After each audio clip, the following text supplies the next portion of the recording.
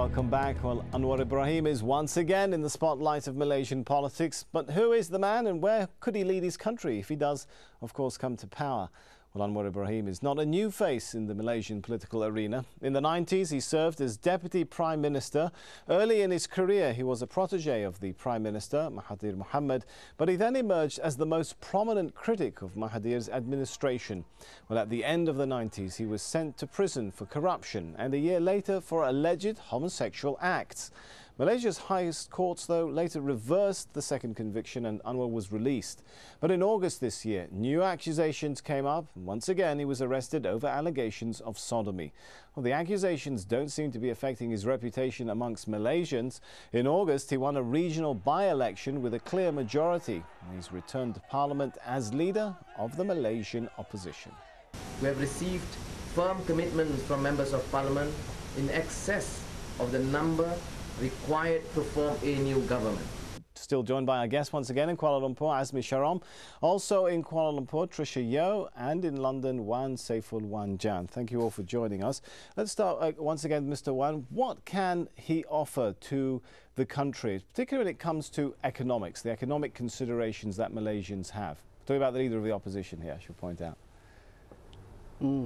I think that this is an interesting time. Anwar has been promising that he can take over the running of the government of Malaysia for quite a while now, and he missed his own deadline, the 16th of September. In terms of what he can offer, I think the best thing that he can offer now is, after 50 years of an increasingly powerful, centralized Malaysian government, he can offer a more limited, a more rational, if you like, way for the federal government to operate. I think he should try to limit what the federal government can do and give more power back to the people, back to the states, for example, to run themselves. And maybe increase the level of international trade that Malaysia is doing. I think there's going to be a lot of challenges, especially with the world economy going down at the moment. There'll be a lot of people looking at him in terms of what he can offer. He will be facing a lot of challenges. Tricia, it's been said in the past that Malaysians were happy to trade perhaps, or to accept a degree of authoritarianism from Mahathir Mohamad in return for economic stability. Is that situation gone now? Has that scenario, has Malaysian politics really changed beyond that sort of stage? Certainly the politics of the day have changed. Although with Mahathir came a lot of economic stability, we have to note as well that in his 20-odd years of administration, many of the other pillars of society were also crumbling as a result. I refer to the lack of independence of the judiciary, and many of these structures have affected the foreign direct investment into the country when many of the decisions are actually driven by the executive. So going back to the economics, I think one of the things that Anwar will need to provide for is to ensure a system of transparency and accountability, returning the independence of the judiciary. And finally, he's talked a lot about removing the race-based affirmative action policy called very loosely the NEP, or the New Economic Policy. Anwar has introduced what he calls himself the Malaysian Economic Agenda. And although this MEA is not fully fleshed out, what he's trying to look at is a more needs-based or meritocratic economic policy for the country. And if these are some of the things that foreign investors are leaning more kindly towards, then perhaps it will improve foreign trade and investment into the country, provided, of course, it can be implemented in a proper way. Azmi Sharom, what's the possibility of there being, I guess you could call a Malay backlash against all this talk of ethnically or changing the ethnic setup of both Malaysia's politics and economics? The possibility is always there because it's easy to rile people up, especially when the mainstream media is in your pocket. I think the challenge would be to try to convince the Malay populace that any changes in the future is for the benefit of everyone, of all Malaysians, and not to the detriment of the poor, for example. I think that's going to be the biggest challenge that Anwar and his people will have. All right, Trisha, I could see you nodding your head there. I wanted to bring the question to you. Does the opposition really have that sort of mandate of support? Are they united in anything other than removing the ruling front from power, with all the apparent diverse groups supporting them? No, that has been one of the severe criticisms that people have had of the Pakatan Rakyat indeed.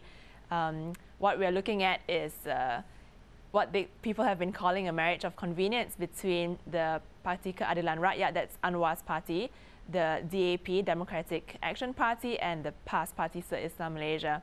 Now, these three parties are united because they do not like the Barisan Nasional.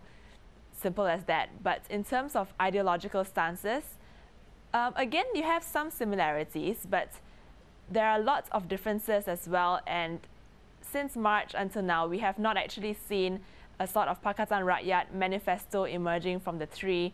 Neither do we have a shadow cabinet. So all these little things are signs that they're not in full agreement. And it is going to be tough to explain the differences between a party that supports an Islamic state, for example, and the DAP, which supports a secular state.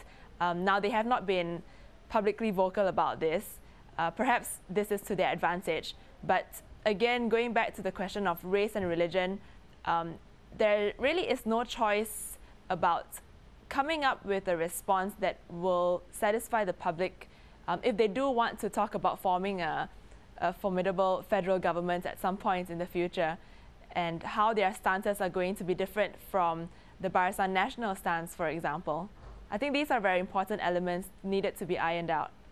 With so many important elements that need to be ironed out, Mr. Wan in London, the question, will some of these concerns, you raised it, Trisha has raised it, about the opposition not being ready to take over power, is that going to perhaps push Malaysians into voting UMNO and the ruling coalition back into office simply out of fear of the abilities or capabilities of the alternative?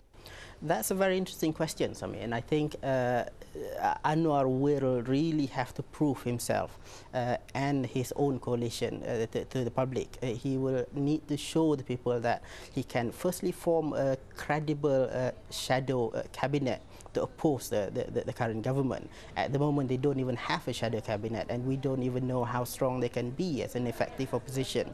But if I may come back to your question about the economic policies that Anwar could offer, I think if he really wants to help the Malaysian public, if he really wants to make sure that the Malaysian public in general, the overall population benefits from his economic policy. Number one, yes, let's remove the policies of positive discrimination.